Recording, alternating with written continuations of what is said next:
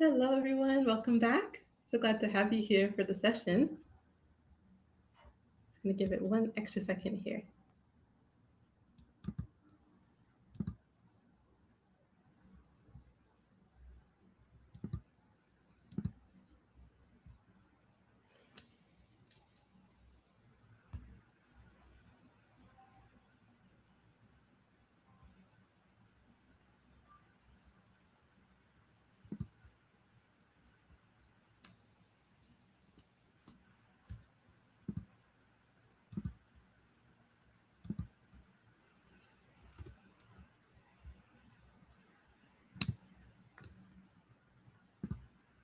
Okay, so hi, everyone. Good afternoon or good evening or even good morning if you're based in Bermuda. I see Angela has joined again. So she says, Cameron, I can't wait. I'm looking forward to learning more about this. Thank you. Super excited to have you here. And welcome back to the Tombolo Research AI webinar series. I'm very excited to have you here. Let's go through what we're going to be talking about today. But first, a little bit of housekeeping. Last time that you saw me, we were doing Let's Talk About AI Ethics. And some people had a lot of questions around how do we implement AI ethics? Like, what does it actually mean? And what does it mean for me, not only as a consumer using AI, but also as a business using AI? So we're going to be going over that just like really quickly. But if you want to see the full episode, you can head to our YouTube channel where the full webinar will be uploaded. But in today's webinar, I just want to let you know, if you have any questions at all, feel free to drop them in the chat. And hello to Shay and Ali. Thank you for coming back. Glad to see you both. And if you are joining us, please let me know where you're joining us from. So are you in London, Dubai, Bermuda? That seems to be our like common space. So I'll see you. Let me know where you're joining us from. Okay. Thanks. So once again, Tombolo Research is an AI and robotics startup that I launched just last November. And the goal of it is really to continue developing robotics that is not only representative, but also can pave the way for the younger generation of young boys and girls of color that are interested in STEM. Because there aren't that many of us out there that are already paving the way. So I'm really proud to be one of those people through Tombolo. And so thank you again for being a part of that journey. And I look forward to seeing you throughout the rest of the webinar. If you would like to learn more about Tombolo and the work that we're doing, please head to our website, tomboloresearch.ai, or you can email me at info@tomboloresearch.ai. So let's hop into today's webinar.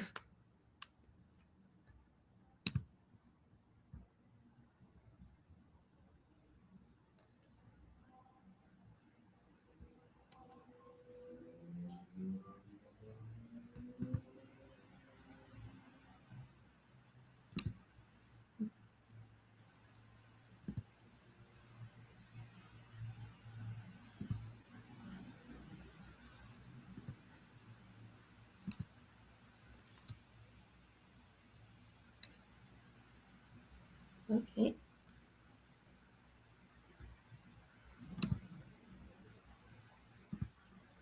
So, let's get in here. So, today's webinar is all about Agentic AI. So let's talk about Agentic AI. What do you know about it so far? What do you, I guess, expect from Agentic AI? What have you heard? What are some of the buzzwords that you've seen? If you could let me know in the chat, I'd love to see what you guys are thinking. In the meantime, let's hop in.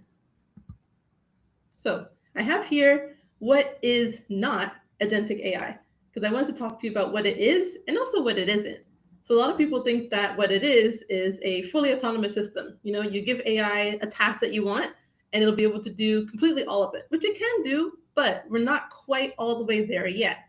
Agentic AI is an AI that's able to not only take a task, but also use the tools and knowledge base that you give it to execute that task.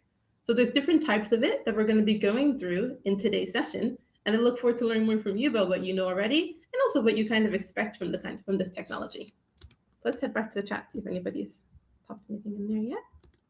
All right, don't see anything. Let's keep it going.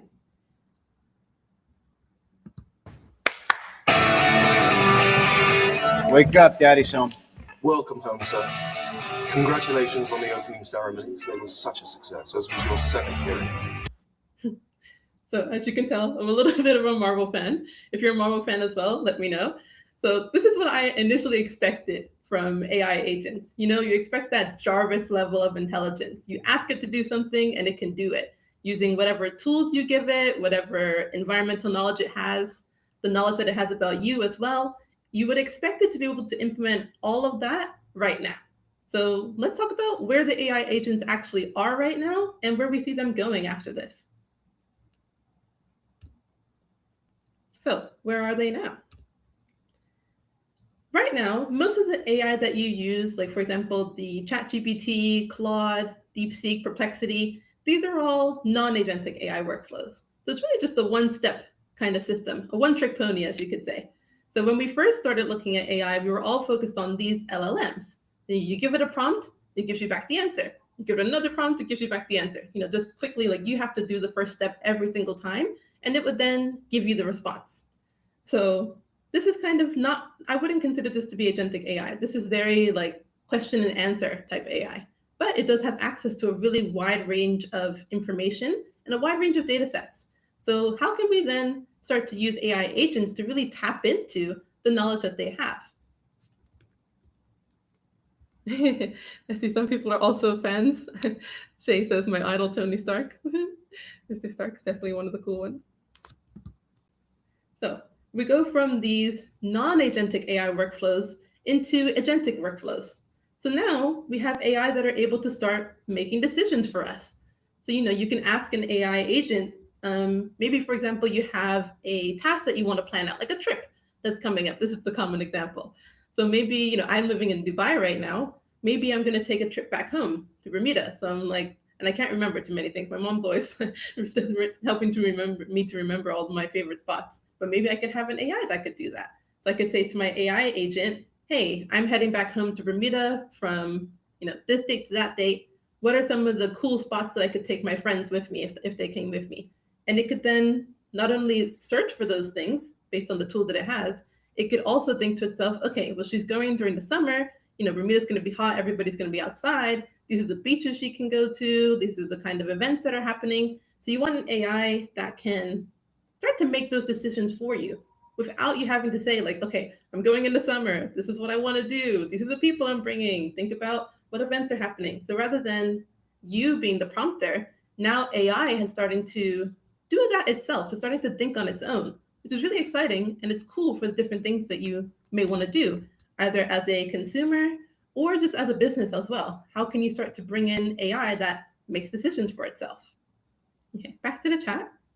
So we have Shay says, from my understanding, agentic AI is just AI that can take initiative towards a goal that you give it, planning steps and using tools on its own instead of answering one prompt at a time. Exactly. That's what we're talking about here. So going from that one prompt at a time, the non-agentic AI workflow, to now an agentic workflow that's able to make decisions in real time. But this is all sounding really cool, very sci-fi, very Star Wars, I would say. But how far are we to that Jarvis level intelligence, that intelligence that says, okay, this is what I want. I can trust the AI fully to do everything autonomously. So I don't have to give it any input.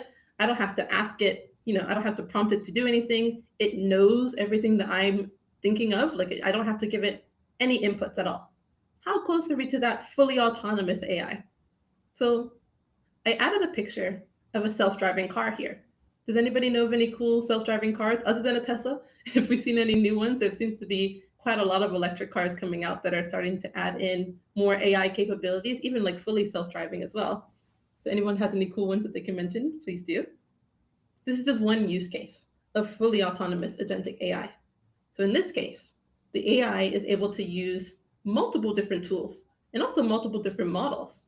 So you have the computer vision able to scan the different cars and the road and the environment around it to say, okay, the user wants me to go to this path. And I know that there's a car coming behind me, and it's able to make those snap decisions without the user saying, hey, be careful, there's a big truck coming, or like, don't go now, there's a person walking across the street. How can we get AI to make those snap decisions that we as people make all on its own? This is what the fully autonomous agentic AI is. So an AI that doesn't need any human input whatsoever. It's just off on its own. Now, you guys can let me know in the chat as well, how close do you think we are to fully autonomous AI. It's an AI that doesn't need any inputs at all. Angela says, is AI doing that because it's studying us? I wouldn't say that it's studying us, more like we're studying each other. Because again, AI is all based on data. So whatever data you give it, that's what it's going to be training on. So it's not really the AI itself thinking, ooh, Angela's on Facebook at this time doing this thing, and I'm going to use that for my system. So this is more like the AI, it's really the people that are training it. So the developers themselves, that's who's really studying us, if I'm being quite honest. A little bit scary, I agree. And that's where things like the AI ethics that we talked about in the last webinar become so important. The importance of companies using data sets that are being taken from an ethical source, and also being able to get consent from people when you're doing these things, and making sure that you're not just taking data without explaining where it's coming from, and also for the model to explain how it's making these decisions. So we talked about all of that and more in our AI ethics talk. So again, if you want to head to my website, tomboloresearch.ai, or to our YouTube channel, Tombolo Research, you can watch the full AI ethics webinar. But of course, if you have any questions, feel free to drop them in the chat and we can talk about that too. Cheyenne says, I think there's Waymo and Tensa Webrocker. I have heard of Waymo. Waymo looks pretty cool. So again, let me know where you think it is. Do you think that we're all the way to autonomous agentic AI? Or do you think we're kind of in the middle of agentic workflows and the fully autonomous system? So are we at Jarvis level? Or are we more at, I guess that what's a good example for the agentics? Just this is like small decision-making process, I would say. So when we start to actually implement these agents, it's important to think about the use case. Because there's not in every situation do you want the AI running off on its own and making its own decisions and not including the human in the process. I'm sure you can think of a lot of situations where that would be, I guess, detrimental. You don't want that happening at all. So for example, the healthcare industry, you don't want an AI agent that's going to say, oh yeah, this person has, this person's presenting like this is the disease they have. Because, you would want a doctor to be able to intervene in that case. And you'd also want the AI to understand the person's ethnicity, their history. You'd want somebody to give it that extra feedback. You don't want the AI to go fully on its own in that case. Or perhaps in the law, do you want an AI that's able to go off and make legal decisions all by itself? Probably not. So again, let me know. Do you think we're all the way there, or are we kind of halfway?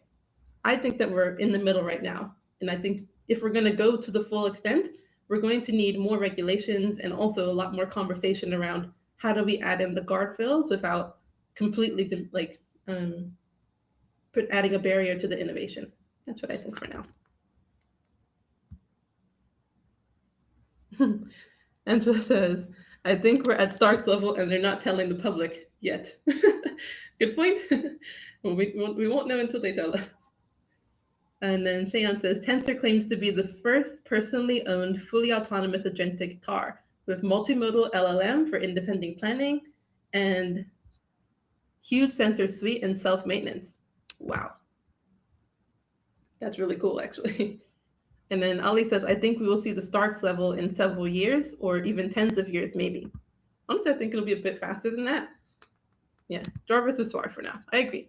I would say definitely maybe like 5 years off. At the rate that we're progressing with AI. Okay. So let's continue talking about AI agents.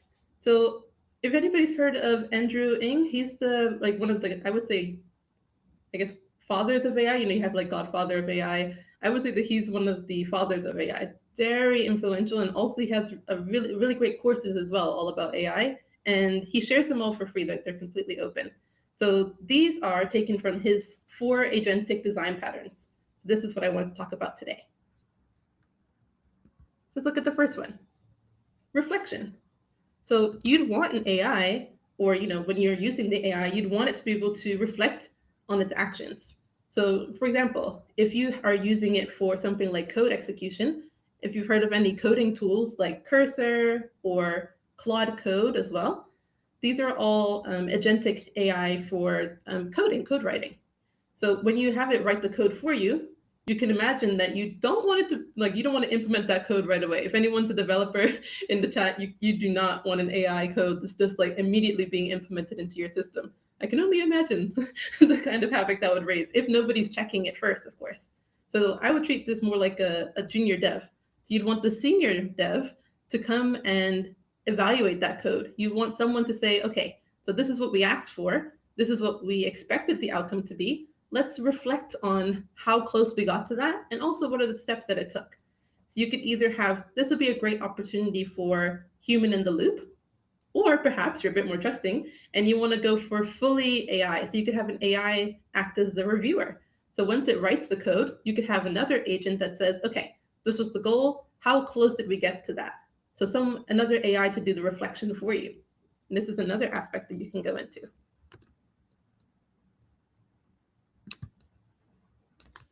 Then we have tool use. So once we start bringing in all these AI, how is it supposed to know what we already know? So for example, having access to tools in terms of a knowledge base. So how much does the AI know about you or your business? So if you give it a knowledge base about yourself or about the company that you're in, it will have a lot more understanding of the task that you're giving it simply based on the knowledge that you're telling it. So it's much different than, for example, a ChatGPT that doesn't know anything about you, unless it's sort of like a memory. But most of the time, these LLMs don't know anything about you because you haven't told it anything. But in Agentic AI, once you give it access to a knowledge base, and you're saying, like, this is everything that you need to know about Tombolo Research, for example. And then the AI, when it later makes decisions, is able to say, okay, I know that Tombolo Research is about robotics, inclusion, and really paving the way for the next generation of roboticists and young girls and boys of STEM. Based on that, these are the decisions I'm going to make. So based on that knowledge it has, it's able to make decisions. This is one example of tool use. Then you can also look at giving it access to actual tools. I don't mean physical ones, unless we're going to the robotic side. I mean things like access to your emails, your Google Calendar, a hotel booking website, or perhaps you're interested in, I have to get some more examples for you guys, but maybe you want it to be able to book a restaurant for you or order something. So these are all different tools that you can give it that it can then execute on your request. So the travel example is what I gave before, but maybe you want to buy something. If we have any techie people that might want to buy something, I remember, funny story, when I was younger, I used to share a laptop with my mom. So when I finally wanted to get my own laptop, I came prepared. I did my research. I was like, what are the best laptops for students? And I went through my little research. And then I was like, okay, now what's the lightest one with the best power and the really good charge? And I did my little research there. At the end, I found it. The laptop of my dreams. It was a Surface Pro, I think 5. And I took it for a presentation to my mom. And I was like, this is why I need it. And that's how I ended up getting my first laptop. But can you imagine if younger Kameron had access to an AI agent that had the tools to then do that research for me, make the purchase, create the presentation, and send it to my mom? I mean, the opportunities would have been endless. But no, I had to do that all by hand back then. But this is an example of something that you can do. Maybe you want to make a purchase and you're thinking to yourself, well, I don't want to spend hours finding out what's the best laptop or what's the best dress for this event. Instead, you give the tools or your favorite websites to the AI agent, and then it's able to do the research for you. And in some cases, even make the purchase for you as well. So this is some of the interesting things you can do when you start to give AI agents the tools to do the things that you're asking for. Oh, sorry, just keeping an eye on the chat. Cheyenne says, yes, always have a precaution myself of keeping the the agentic AI in a sandbox before giving it access to my laptop, especially in the early stages of development. Yep, so that goes back to the reflection point of making sure that you're not just letting the AI loose on everything, make sure that you're testing it very well and that you're getting it to reflect on itself as well. So 2 things, reflection, get it to check its work. Did it meet the criteria that you gave it? And then also tool use. So giving it access to your favorite websites, a knowledge base, anything that can make its job easier and help it in the decision-making process to really customize what you're looking for. Exactly. Cheyenne says it's literally like your personal assistant or butler. Yes, exactly. That's actually a great example. Can you imagine you hire someone and you're like, okay, clean the house. Like they'll know what it means to clean a house because they've already have the tools with them or because they know it really well. But if you're like, take care of the house and you don't tell them what that means, then you might come home and like the house has only been cleaned, but you were expecting dinner to be made, like something, the beds to be made, like different things that you would expect when it comes to taking care of the house. So if you don't tell the AI agent what you mean and give it access to the tools that you're expecting it to use, it won't be able to really execute in the way that you're expecting. So again, personal assistant or butler, but it's important to give it the tools that it needs in order to execute it and actually meet those expectations that you have. Planning. So, like I said, we don't want to just take an AI agent and literally throw it at the problem and hope for the best. No, that is not the best of ideas. Instead, you want to plan beforehand. And we also talked about this a bit in the ethics webinar. So think about, what do you want it to do? And what are the outcomes that you're expecting? So if you can make those plans beforehand, you as the human, because you should know, if you're implementing an agentic AI and you don't know what you want it to do, that's where you can get a lot of problems. Things that are getting implemented and you don't really expect it or you don't want it. So that's where the planning becomes really important. This is your chance to add safeguards, the guardrails. How far do you want it to go? How far should it be going without your feedback? This is where all of that comes in. Adding in those human in the loop moments. So human in the loop just means like literally bringing a person into it. So if the AI is saying like, oh, I'm going to send this email to someone, before it sends it, it'll be like, hey, Cameron, what do you think about this email before I send it to like Miss Young? I don't know. So you want it to ask you first before it makes decisions. So all of this has to be done in the planning stage before you launch the AI or even before you start to train it. Ali says, one thing that's very cool about tool using is that you don't have to tell the LLM the literal name for the tool or website. It can infer based on the context you give to it. Exactly. Yeah, that's what's really awesome about it as well. So we've learned about 3 things: reflection, tool use, and planning. Now for the last bit here, multi-agent systems. So what we're talking about so far is like an AI agent, just one of them that you give tools access to, you let it reflect on itself. We talked about planning. We kind of hinted at it actually in the reflection stage when I said maybe you can get another AI agent to do the checking and making sure that it's okay. Now we have this multi-AI agent system that you could set up as well. So let's talk about that a bit more. So tell me, what would you prefer? A jack of all trades? They always say a jack of all trades is a master of none, but a master of a few is better than a master of none. I think that's the full quote. So would you prefer a jack of all trades? Someone that can do it all, the do it all kind of person. They can do the coding for you. They can do the graphics for you. They can do like everything that you would want in an employee. They can do everything all at once. So they may not master everything, but they do have experience, or they can learn and they can do everything that you're asking them for all in one person. As a business owner or the student, would you rather have somebody that knows a little bit about everything, or would you prefer a specialist? So let's think about it in a use case. For example, if you're a business owner and you're trying to launch a luxury brand campaign, so maybe it's like very specific. The brand has very high standards, and you would rather have someone in the industry that not only knows the brand, but also knows the environment, the layout that you're about to launch this into. Like if, for example, if you're going to launch about a Bermudian product, you're not going to ask someone from a different country to launch something that's happening in Bermuda. You want that Bermudian flavor. You want that different twist of something to be able to understand the culture. So you want a specialist in certain cases. So it really depends if you want a jack of all trades that could do a bit of everything, or maybe your use case calls for somebody that has that deep knowledge, that deep experience, and then different things that you would expect for the task that they would have access to. So something that you wouldn't necessarily understand because you're just generalizing, you'd rather have a specialist for certain use cases. Shan says, that's a very interesting point, Ollie. It essentially learns by itself, like the more that you use it, like Jarvis. Yes, agree. So getting it to learn on its own. This is what we want. So let me know what you prefer, a jack of all trades or a specialist? Or is it more like based on the use case? Let me know what you think.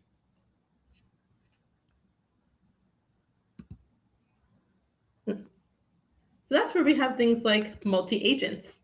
So the theory right now is that when you're bringing on these AI agents, they tend to work better when you allow them to specialize in something and then get them to work as a group rather than having one agent that can do everything at once.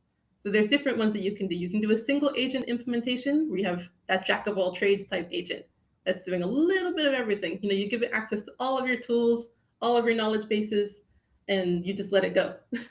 Versus having the multi-agent, which has multiple specialized agents.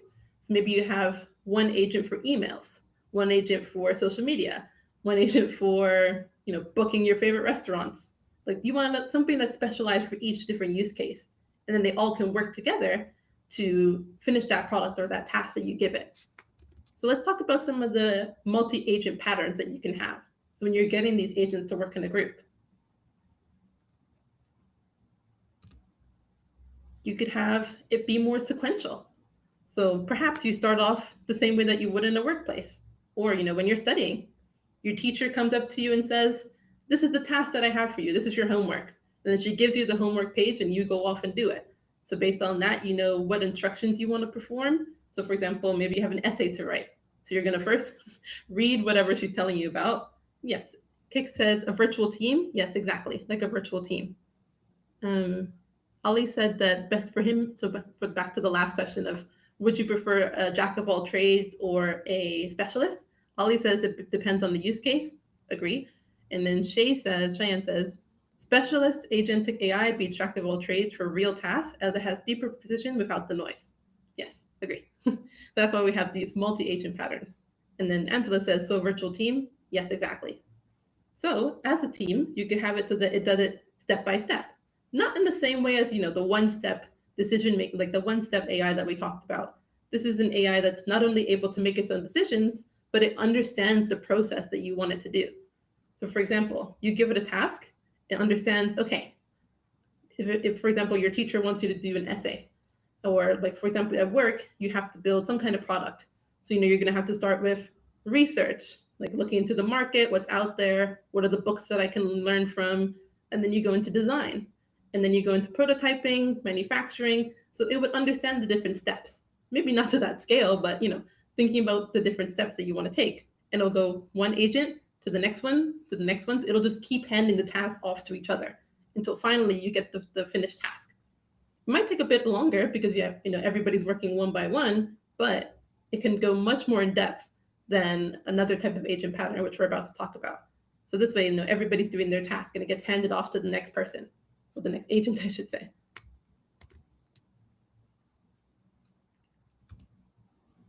Then we have the hierarchical pattern.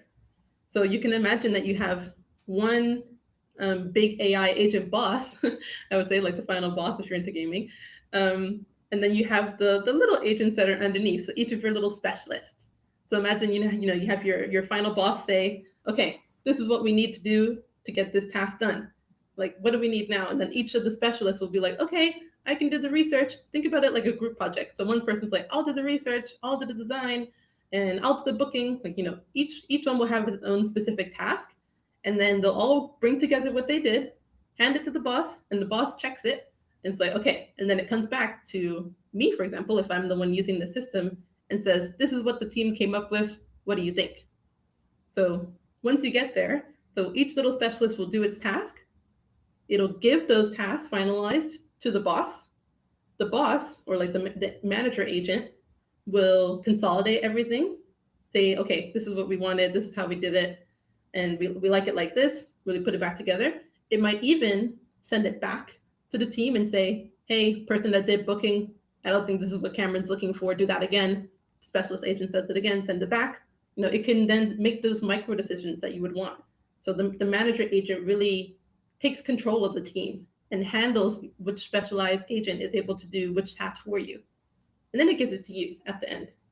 So this is the difference between sequential and hierarchical. So in a sequential state, you have one by one, like each of the specialists doing its own thing. In hierarchical, the manager agent gives out the task to everyone. Everyone understands, okay, this is my area, I'm doing this. Each one will give it back to the manager agent, and it can either say yes, no, do it again. And then the finalized product is what you end up getting. Sorry, a few questions here. So Angela says, how do we prevent students creating AI teams to complete their homework? Good question.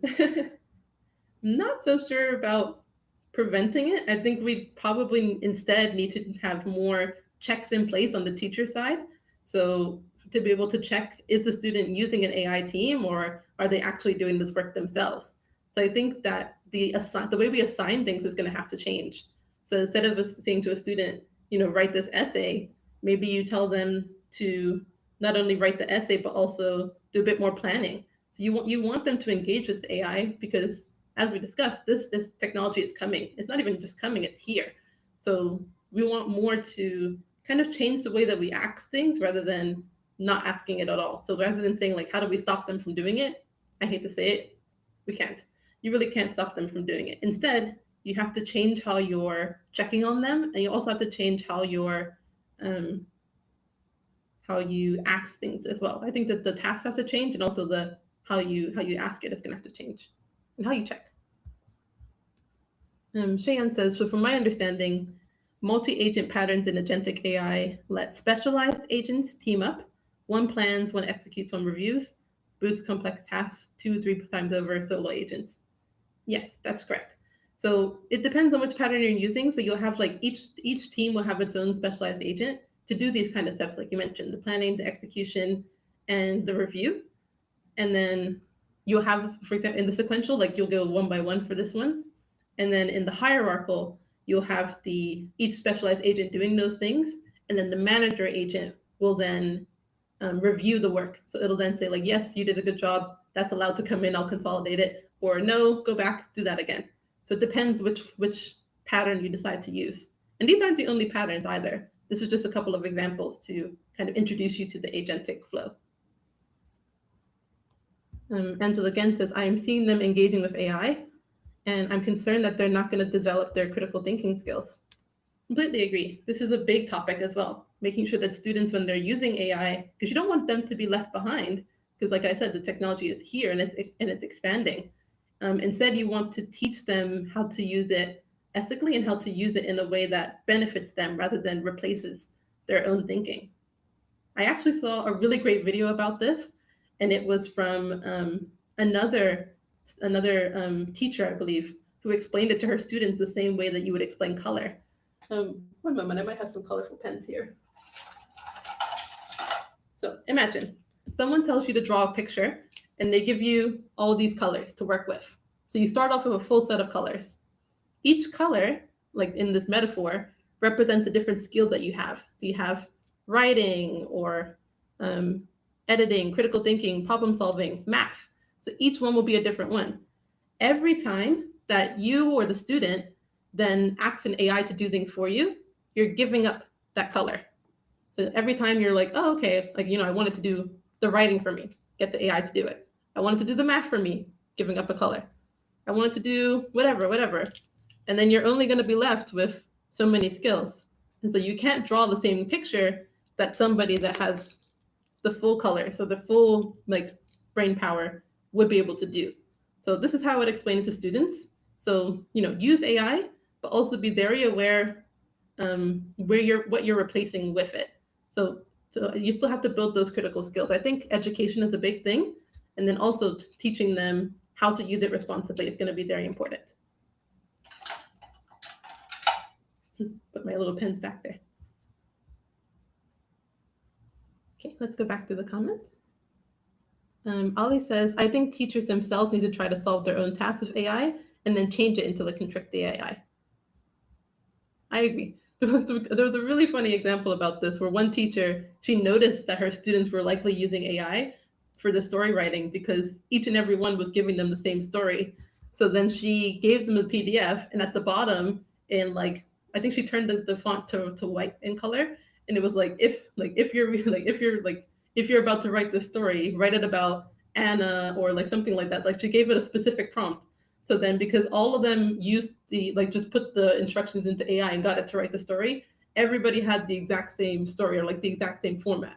So when it came back, she was like, all of you failed because everybody ended up with the same story about Anna, because she had put it at the bottom of the assignment as like a little in white writing as a prompt. So none of them noticed it. They just gave it to the AI and was like, do what my teacher asked me to do. And then they all handed it in, and she was like, huh, caught you. So everybody got it. Everybody got noticed. Go back to the comments. So Cheyenne says, I think since the age of AI, like ChatGPT has entered, the risk of loss of critical thinking has declined purely from the misuse of the direction on how to use AI. That's interesting. Ollie says to like follow up and gets on his question. They might ask the students to solve it with AI and tell the difference. That makes the AI solve it incorrectly. For the trick. Got it. Angela said, I know students who use AI to write an essay and forgot to remove the prompt at the end. I couldn't believe high school students were so silly to miss it. So yes, this is also something that students will do. Very smart, but not necessarily common sense. The common sense isn't always there. We have, I think this is Miss Angela. She said, as a teacher, we will need the training to know how to use AI ourselves. Completely agree. How to use the training for it. And that's something that we at Tombolo Research can help you with. So we also offer training to not only to businesses and also like you as the consumer, but we also offer training to different corporate entities and also schools as well. So if you are interested in learning more about AI and how you can, I guess, mitigate this issue that you have with, for example, students, or learning how to implement it yourself, this is something that we can help you with.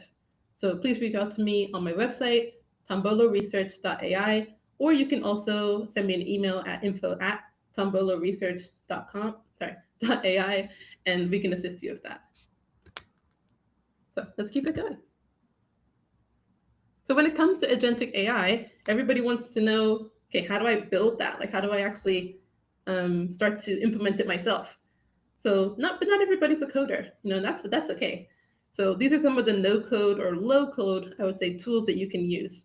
I put at the top there, I kind of went from the highest to the least of how to explain it, like of the hard, like technical difficulty, I would say. So N8N, this is a bit more technical. It's a bit of a node kind of system, so you're able to include different tools and link them all together. But you do have to have a little bit of coding background to understand how it works. Make.com is a little bit easier because they have like different templates. Well, so does N8N, but it's a bit easier to use. And then again, you have Zapier as well. So these are some of the no to low code tools that you can use to develop your own AI systems and also multi-agent systems as well. And then, of course, if you don't feel like doing any of that, you can reach out to us at Tombolo Research, and we will just build the AI system for you. So we're very focused on AI systems that are human in the loop and also ethical. So we don't want to just have the AI running off by itself or having access to data that it shouldn't. We're very focused on making sure that it's not only ethically trained and ethically built, but also when you're using it, you still have that feedback and you're in the loop as well.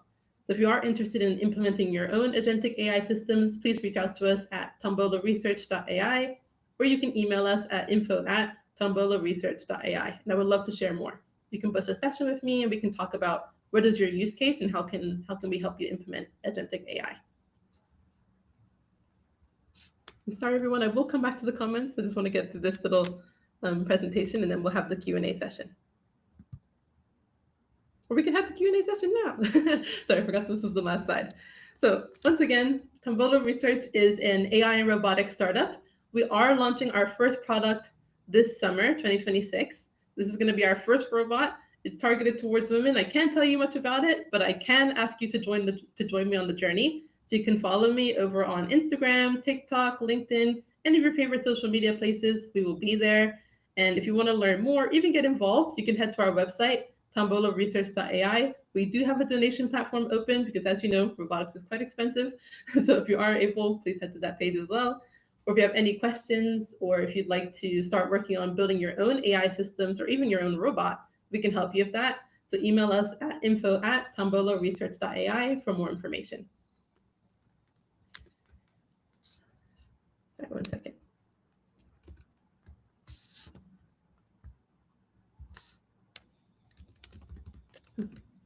We'll get right back to the questions. So everyone had it.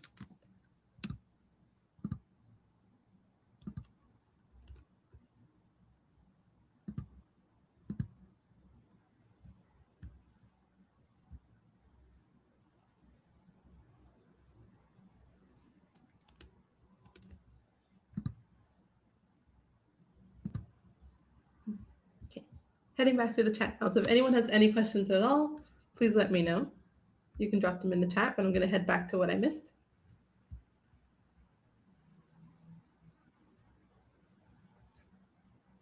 So Cheyenne said, if you get it to do the work for you and misuse this, you enter the mindset of abusing this easy thing till it becomes your normal, and hence critical thinking diminishes. Yes, I agree. So the more you use it and the more comfortable you are with using it for almost every task, then that's where the critical thinking starts to diminish. You think to yourself, well, I don't have to think for myself. I can just get the AI to do it for me, which we'd rather not have students especially be doing. Ali said, one lecturer in my university made the midterm exam in a way that if you try to copy the question to ChatGPT, it would lose some important information. For example, you couldn't copy the numbers from the script. That's great, actually. That's really great for the teacher to use that in the assignment. And Ali says, so to continue on that, so ChatGPT would come up with random numbers and you'd miss the question because you didn't catch it. Oh, he loves the story about the teacher. Thank you. Glad to hear it. Cheyenne says, I think the only thing affected massively for the misuse of AI in unis or education is where you upload your work on Turnitin. I've seen many people use AI to write their essays, change the grammar to sound more human, and then get less than 10% on the report. Yeah, for plagiarism and AI use. Completely agree. So like I've seen that as well, with people using AI to write their essays. Not good. And thank you for everyone that's looking forward to the product launch, to Cheyenne and also to Angela. Thank you so much for looking forward to it. I'm really excited to bring this to the forefront and to launch it. So I can't wait to share more with you. So as I can share little details, you're gonna have to follow along on our social media and also on our mailing list to learn more, like little teasers that you might start to notice as we continue to post about it and to get out there. So yeah, we're excited to share it with you. Okay, does anyone else have any more questions regarding Agentic AI? Maybe how to implement it? Maybe you have a use case example you might want us to talk through. You can do that too. Otherwise, you can always email me, as I said, at info@tomboloresearch.ai, and we can talk about how we can build an agentic system for you or for your business. Or I think that Ms. Angela said she was interested in learning about it for education. We are also really happy to do training as well for not only schools, but also for teachers and students, and also for the corporate environment.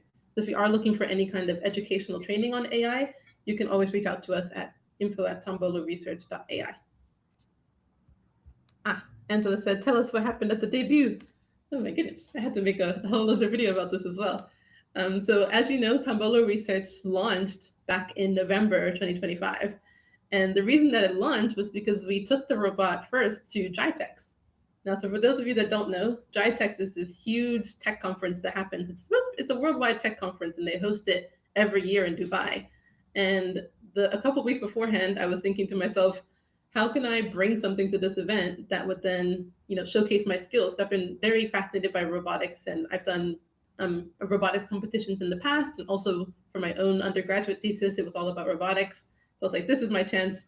I need to start launching my own products. We took it there to GITEX, and the response was just massive. People were like, what is that? How do I get that? Like, where are you selling it? And that's where Tombolo Research was really born. So from other people being very interested in the product to now us launching it this summer. So I'm excited.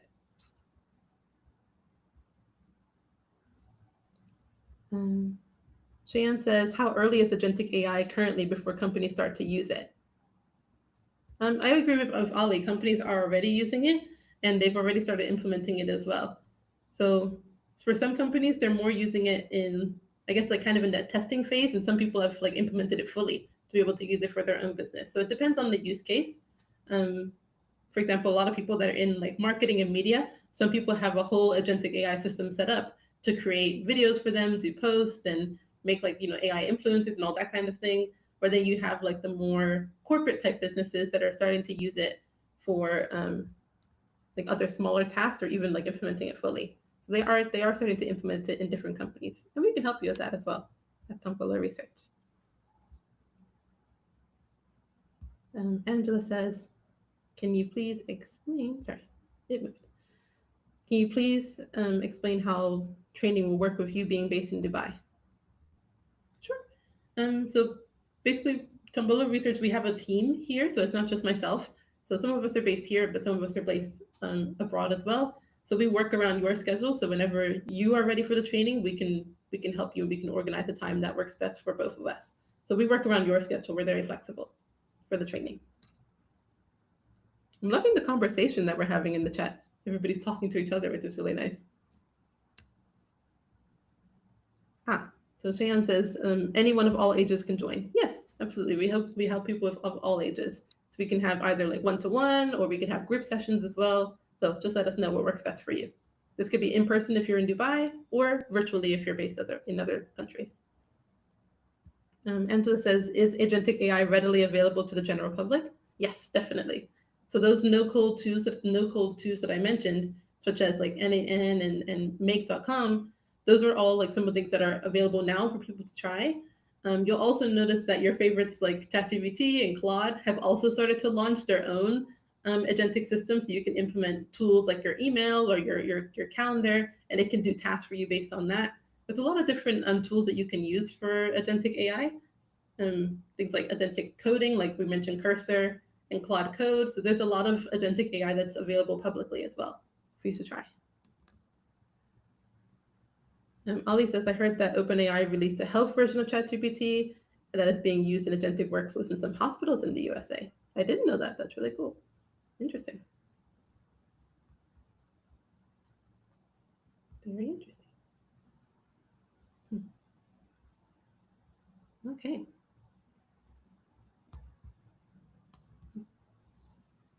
Well, yeah, says great. That means I can definitely join at my ripe old age. That's funny. Angela asks, is Microsoft Copilot an agentic AI? Yes, definitely. So some of you might have already seen, especially if you're working in the corporate space, starting to use Copilot, Microsoft Copilot. That's a big one that companies are starting to implement because it already has access to any of the other Microsoft tools. So it can work across your, OneDrive, Teams, Word, PowerPoint. Like it can give you feedback in any of the Microsoft apps. So that is definitely agentic AI, and it would have access to tools as well. So that's an example of the tool use that we talked about before.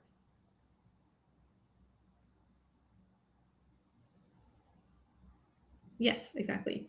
So Miss Angela says you can upload your pacing guides and develop the lessons that way. Yes, you can. Absolutely.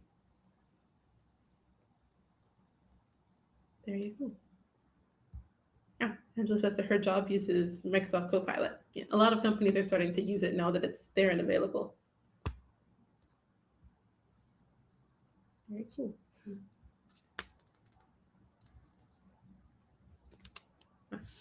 Jan says agentic AI reaches public via ChatGPT Copilot apps for multi-step tools, but fully free roaming personal events. Still invite-only pilots, not every day yet. I agree. Not everyone has access to the fully personal agentic AI, unless you're building it yourself or getting Tombolo Research to build it for you, which we definitely can. That's where our team can help you with that.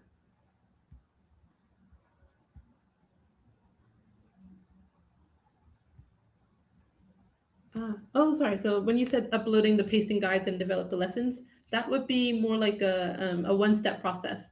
So, but you could use agentic AI to help you with it. So if you're uploading the pacing guides and developing the lessons, that's more like a one-step process because you, the human, are still the decision maker.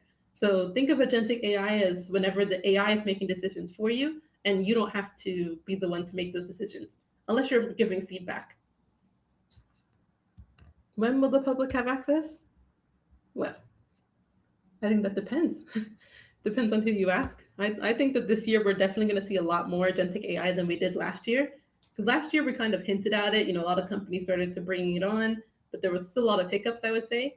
This year, I think it's starting to become the focus and the expectation as well from users and from companies to have this agentic AI. Because everybody wants that Jarvis experience, especially us Marvel fans. We've been waiting for a while. Jan says he looks forward to Tombolo Research University. to learn how to code Agentic AI and all that you offer. Thank you, Cheyenne. I appreciate you.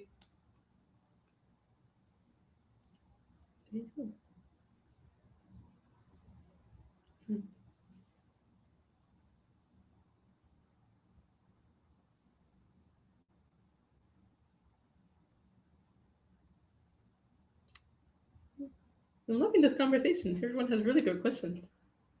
Let me know if you have any more. Still got about 8 minutes left. We can keep talking about other things. I think what I'll talk about now, just as we're waiting for other questions to come in, is I can do like a combo, I would say, about the AI ethics. So that also plays into agentic AI as well, because once you're starting to implement these agentic systems, as I mentioned, a lot of people want them to be fully autonomous or to be able to do those decisions completely by themselves. So we can also talk about some use cases where you would have to think about how you implement it and also what data do you want to give it access to. Because as I mentioned, once you give these systems access to tools, they can be a lot more helpful than if you don't. So I would say that we also need to consider how are we implementing them and what's that, I guess, feedback loop. So how do we know, like, how is it making the decisions? So it's going to be important to implement things like explainable AI, which is another topic of AI where the AI is able to tell you how it made those decisions. So you may have heard of black box AI versus the explainable version. So black box is more the AI that makes decisions but doesn't tell you how it did that, versus the explainable AI where it's like, okay, you said that you wanted this, so based on what I know from this knowledge base or from this tool, I was able to do X task, or I was able to perform X thing. So it's like you prefer that compared to an AI that's like, oh, I just did it because because you don't know. It doesn't tell you anything. So that's what we really want. You also want these systems to be very private. You don't want anyone to have access to your agent to tell it, like, hey, book this time in for Cameron. Like, you don't want anyone else to be able to access your agent. I'm seeing some more comments. Angela says, thank you, Cameron. Thank you. This was very engaging. I love the group discussion. Me too. The group discussion has been my favorite part of today. Cheyenne says, because they just released a function where it connects to your desktop interface and can fully complete tasks like reorganize the files on my screen to make it look neat and organized. I have seen that. That's a really interesting part. Angela says, will you offer sessions for parents? I think parents are pushing AI more to their children versus encouraging them to have balance. I agree. It is that, like, I would say push and pull of, you wanting the students to stay with the time. So you want them to be able to understand how the tools work. You don't want them to be left behind. Digital literacy is so important.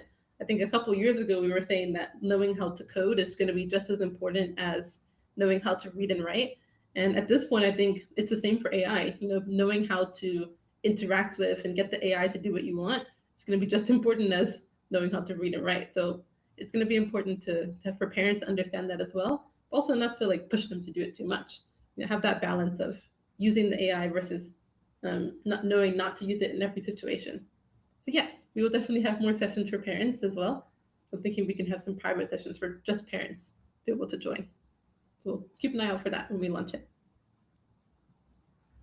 As Angela says, what do you recommend we teach middle school students to be prepared for agentic AI? Many are learning how to use the traditional AI. Middle school students. I think for them, especially if you're going to be implementing AI, especially at such a young age, you would want them to really focus on the planning process. So understanding what do you want the agents to do, understanding how to give it guardrails. So knowing that, you don't want the AI to be able to do whatever it wants, get the students to plan out what should the AI have access to, what are the tools that you want it to be able to use. And then also, especially for students, having that explainable AI aspect and also the human in the loop factor is going to be really important. So you don't want them to think to the AI like, oh yeah, write this essay for me, or like, this is the task that my teacher gave me, just make it happen. You'd rather for them to be able to be very involved in the planning process and also to get them to give the AI feedback. You want the AI to prompt them. You want it to help them more as a thinking partner rather than a completely autonomous. I think that's what I would recommend teaching to middle school students, is teaching them to get the AI to ask them questions rather than them just getting it to do whatever they want it to do. So get it to really be a almost like a tennis match, back and forth. You want it to be a truly interactive experience, especially for students. Yes, I agree with Shayan. He said many traditional AI have already become agentic, which is true. Like I mentioned, OpenAI and Claude, they all have an ability to connect to the different tools. So like your email or your calendar, that's true. So it's being taught how to fully take control of those capabilities, yes. And Google Gemini as well, that's already integrated into Google searches and your emails and things.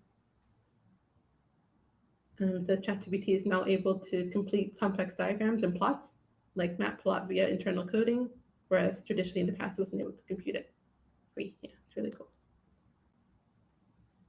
We're in the last stretch, everyone. We only have about a few minutes left, but just as a final reminder, I hope that you'll follow me along on this journey of Tombolo Research as we continue to build out our own robotic product that we're going to be launching this summer. So if you want to follow our journey or continue to interact and learn when we have even more sessions like this, you can follow us on social media. The tag is Tombolo Research, so at Tombolo Research. And you can follow us on Instagram, TikTok, YouTube, LinkedIn, Facebook even. So wherever you are, we will be there too. So if you need anything, feel free to follow us along in the different places. Miss Angela says that we now have digital literacy from primary 1. Wow. And AI has been added to the middle school curriculum. Very nice. I'd be really interested in learning what you have in the curriculum for middle school students. And I'd be happy to help you adapt that as well, to try to implement what I think would be better for the tools. If you have any questions.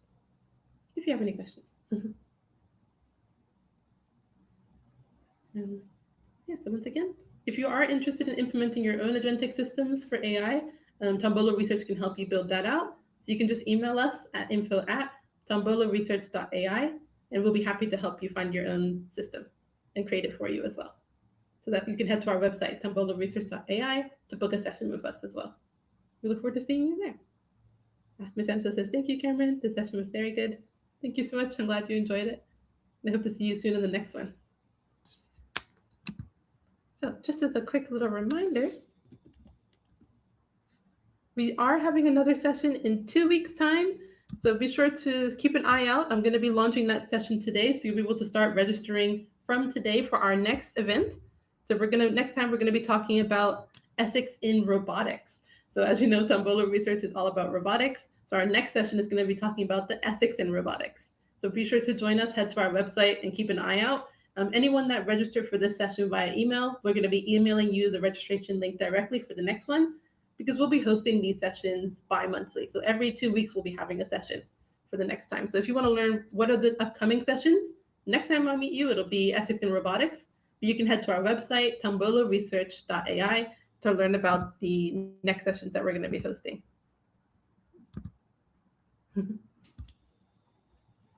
Are we accepting external support? You can always send me an email. We'd love to learn more about how you can connect and support the company. Thank you. Send us an email and we can let you know. So once again, keep an eye out for when we're having our next sessions. If you are interested in learning more about Tombolo Research, please head to our website, tomboloresearch.ai. We do have a donation portal open as well, so that if you're feeling generous, if you want to support us a bit, you can. And if you want to participate in the next sessions, keep an eye on the website. If you've registered already, keep an eye on your emails, and we'll be keeping you in the loop. So thank you so much for joining us. I look forward to seeing you in the next session. And thank you again for your time, and I will see you in 2 weeks' time. Have a great evening, everyone.